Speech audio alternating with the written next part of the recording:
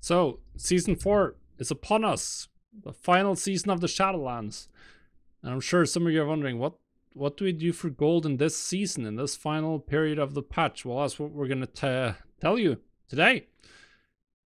And, well, I'm going to focus on professions. There are some other methods that are pretty interesting. I'm going to talk a little bit about them, but I haven't done any in-depth testing, and they're more advanced anyway, so we're not going to focus on that. We're going to focus on profession stuff that's more accessible. And also very profitable. Number one, we're not getting any new recipes, nothing new, but there's still loads of crafting profit to be made. So legendaries, we did not get any new legendary recipes, but in the last 8 days I have 1.5 million in sales.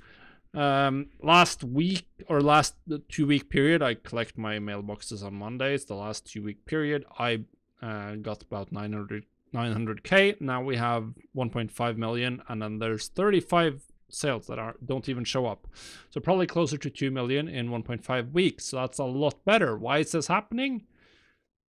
While we didn't get new legendaries, we do get higher item level gear, which means that the optimal legendary slot has now changed, because it used to be that legendaries were higher item level than the rest of your gear, and that meant you wanted legendaries in a slot with as much stats as possible.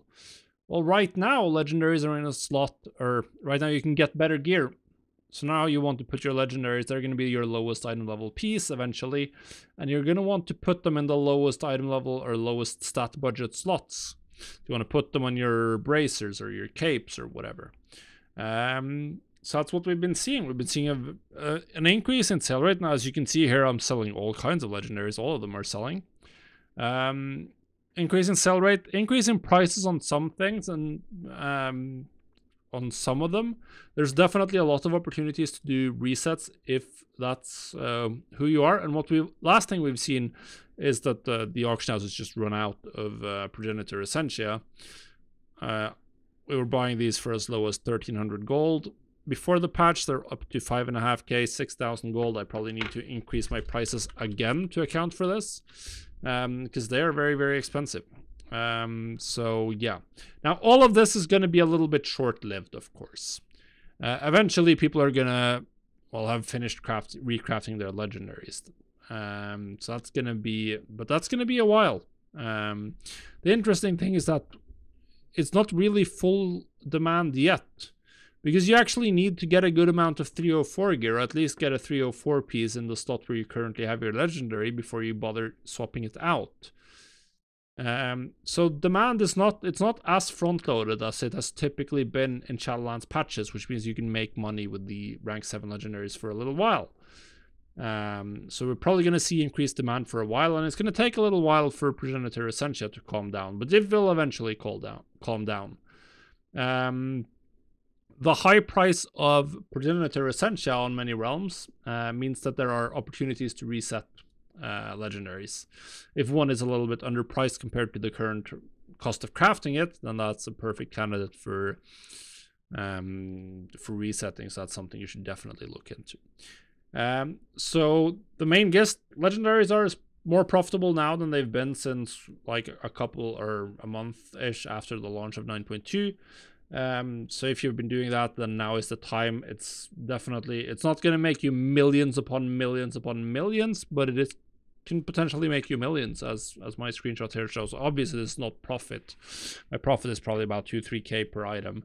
So it's a lot less. We're looking at like 200k, 300k profit in this screenshot, something like that, which is still pretty good.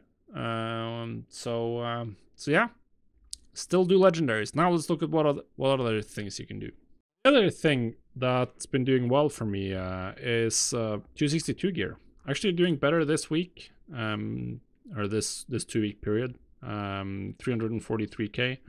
It was about 270 last week, and sales are still pouring in the last couple of days, even after Season 4 went live.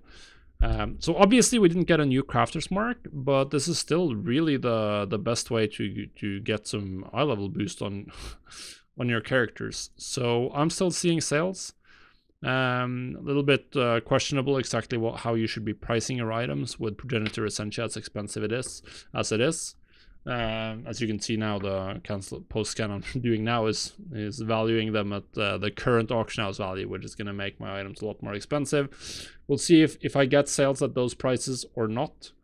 But either way, this still works. This still works well. Obviously, I'm gonna make money at about 8k if I were to buy the progenitor essentially at the current price, and I've been getting a lot of sales in that price category. So I think this is gonna be working well for the rest of the expansion, pretty much. I have multiple videos on this already. If you want to understand how this market works, but just understand. Crafter's Mark's still a great way to make money. Probably the best entry-level market. So if you want to get into gold making, this is what I suggest. So get to Sereth Mortis and farm enough reps so you can get the recipe. It's still great. So the last thing I wanted to talk about is a more advanced method, and it's definitely not for everyone. But with the current system around fated raids, BOE flipping is now suddenly a bit more interesting. So obviously you have both epic and heroic BOEs. I'm just doing the max level one, the mythic item level.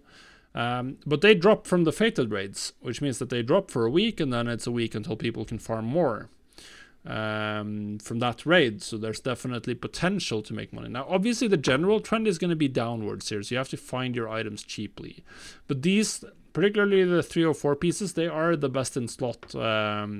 Perhaps not best in slot, but they're among the strongest items in the game. Some of them cover slots that you can turn into tier armor, such as these supple supplicants gloves. They are going to be popular for the entire rest of the expansion because you can instantly put them on your guy, pay some cosmic flux, and boom, you have a tier gloves 304.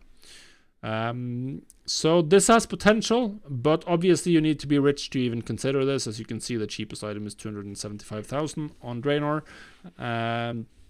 So not for everyone. If you want to do this, you probably want to look to find people who are participating in Mythic BOE farming groups and try to buy directly from them so you can get the item for a good discount on what the current auction house value is. If you're trying to buy and sell on the auction house, it's a lot more risky. So don't know how well that's going to work. I've not had much success with that. But I think if you utilize the social aspect to buy directly from people who participate in farming, that has a lot more potential, essentially. Now, interestingly, right now, the largest supply is for the Nathria stuff. But right now is potentially a good time to buy Nathria stuff, because next week that's going to start dwindling if people are buying. But we'll have to see. There's not much stuff from Sanctum of Divination, but Sanctum of Divination has just been out for a day, actually, on EU, so we can expect supply to start blooming out for that. So yeah, this is the more advanced stuff. Outside of that, obviously there's all of the like steady state gold making things work. Like speed gear works, but it's not really affected by the patch launch. Transmog farming, mount crafting, all of that stuff is also going to work, and that's also going to be pretty good for the entire rest of the expansion, obviously, because when people are done with the main progression, then they turn their attention to their collections and achievements and finishing off those. That being said, I do think legendaries right now on 262 gear is where you'll probably get the most bang for your buck, or rather the most gold per hour. In terms of actually getting your gold back. Transmog and most cosmetic markets are very slow by comparison. So I'd put my effort into the crafting professions, and then if you really want to gamble, or if you want to try some high-end stuff, then BOE flipping is very interesting. So thanks for watching. We'll see you on the next video. Good luck in Season 4.